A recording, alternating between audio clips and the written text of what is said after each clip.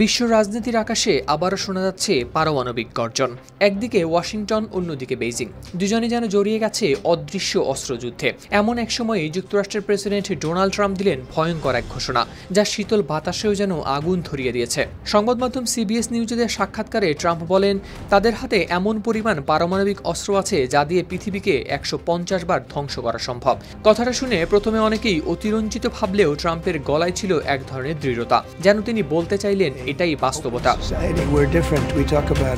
Beijing এর জন্য Washington একটি হুমকি বলে দাবি করে ট্রাম্প আরও বলেন, চীন সবসময় যুক্তরাষ্ট্রের উপর নজরদারি করছে।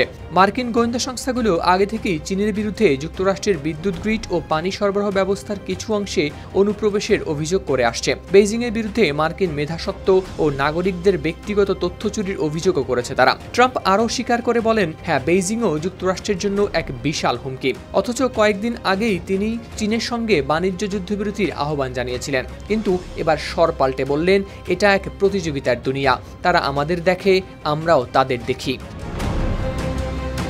তবে শুধু নজরদারির গল্প নয়, ট্রাম্পের উদ্বেগ এখন চীনের পারমাণবিক অগ্রগতি নিয়েও। তিনি বলেন, বেইজিং খুব দ্রুত অস্ত্র তৈরি করছে, হয়তো ৫ বছরের মধ্যেই তারা যুক্তরাষ্ট্রের সমান অবস্থানে পৌঁছে যাবে। এই কারণেই ট্রাম্প এখন বলছে নিরস্ত্রীকরণ বা অস্ত্র নিয়ন্ত্রণের প্রয়োজনীয়তার কথা।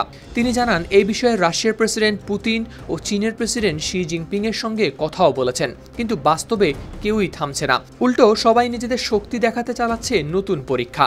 ট্রাম্পও নির্দেশ দিয়েছেন পারমাণবিক অস্ত্র পরীক্ষার, যার ব্যাখ্যা ছিল একেবারে স্পষ্ট, চীন ও রাশিয়াও করছে, শুধু আপনারা জানেন না। এদিকে বিরল খনিজ বা আধুনিক অস্ত্র থেকে শুরু করে কম্পিউটার পর্যন্ত সবকিছুর জন্য অপরিহার্য, সেটিও এখন এক নতুন যুদ্ধক্ষেত্র। ট্রাম্পের মতে চীন ২৫ থেকে ৩০ বছর ধরে জমিয়ে রেখেছে এই খনিজ, আর এখন সেটাই তাদের শক্তি। অন্যদিকে আমেরিকার হাতিয়ার হলো শুল্ক আর উড়োজাহাজের যন্ত্রাংশ। দুই দেশই যেন একে অন্যকে চাপ দিতে চাইছে, কেউ বিরল খনিজ, কেউ প্রযুক্তিতে।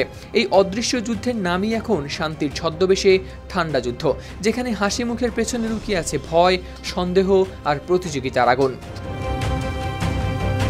হাওলাদার শামীম, RTV।